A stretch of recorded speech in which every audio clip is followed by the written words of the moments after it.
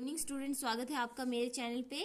चलिए, अभी तक हम सीखते आ रहे थे एक्सपोनेंट्स। तो एक्सपोनेंट्स क्या होते हैं, ठीक है, और उनकी जो वैल्यू है उनकी पावर के बारे में अभी हम सीख रहे थे कि वैल्यू में हम पावर कैसे पुट करते हैं, कैसे हम उनको सॉल्व करते हैं, इस तरह से।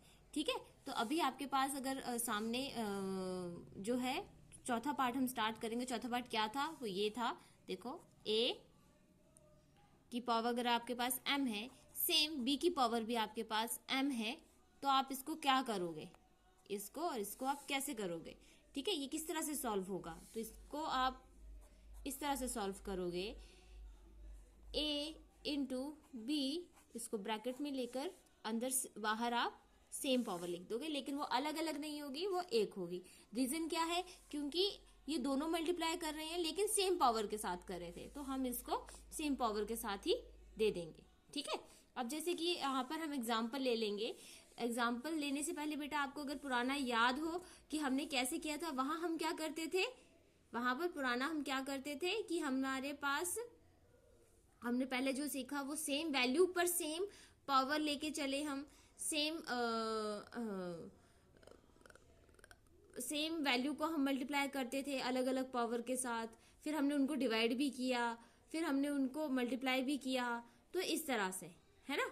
तो अभी आपके पास क्या होता था, पहले आपको m और n की वैल्यू मिलती थी, अभी आपके पास सिंपल सी m की वैल्यू है ना, m का पावर मिला है। पहले आपको mn मिलता था, अभी आपको m है। तो जब भी कभी सेम हो आपके पास, तो आप इसको इस तरह से ही लिखोगे। ठीक है, अगर आपके पास सेम पावर है, अलग अलग वैल्यू है, तो आप इसको मल्टीप्लाइकेशन कर रहा है दोनों वैल्यू आपस में, और ये सेम पावर है, तो आप इसको इस तरह से लिखोगे। ठीक है, आगे की अगर हम करें तो किस तरह से होगा। एग्जाम्पल के लिए अगर हम देखें तो हमारे पास एग्जाम्पल आ जाता है, जैसे कि आपके पास 2 की वैल्यू है -3 और 5 की वैल्यू है -3। ठीक है, तो अब क्या करोगे आप इसको, 5 2 जा, सॉरी पहले तो हम इसे कर लेते हैं कि 2 की वैल्यू कर दी हमने, पहले तो हम इन दोनों को मल्टीप्लाई करेंगे और बाहर हम कर देंगे इसकी वैल्यू जो इन दोनों की थी। -3 सेम होने की वजह से एक ही रहेगा, तो 5 2 जा 10 और -3, इस तरह से ये वैल्यू खत्म होती है इसकी। ठीक है, तो ये हमारा इस तरह से हमारा सॉल्यूशन निकलता है। ठीक है, तो ये क्या है कि आपको जब भी अलग अलग वैल्यू दी गई होगी और सेम पावर मिलेगा, तो आप क्या करोगे, दोनों वैल्यू को तो पहले मल्टीप्लाई करोगे और उसके ऊपर वो दोनों पावर नहीं लिखनी है आपको, सिंगल पावर लिखोगे, और उसके बाद मल्टीप्लाई करने के बाद जो भी आंसर होगा उसके ऊपर ये पावर आप मेंशन कर दोगे। इस तरह से आपका ये सॉल्यूशन आ जाएगा। ठीक है बेटा, आप कंटिन्यू रखो प्रैक्टिस को, तो आप ये एक्सपोनेंट्स बहुत इजीली तरीके से सीख सकते हो। जैसे कि मेरा पहले भी कहना था कि practice is the key to success, otherwise ये बहुत मुश्किल हो जाता है कि हम किस तरह से खेलें। जितना आप मैथ के साथ खेलोगे उतना आपको अच्छे से समझ में आएगा।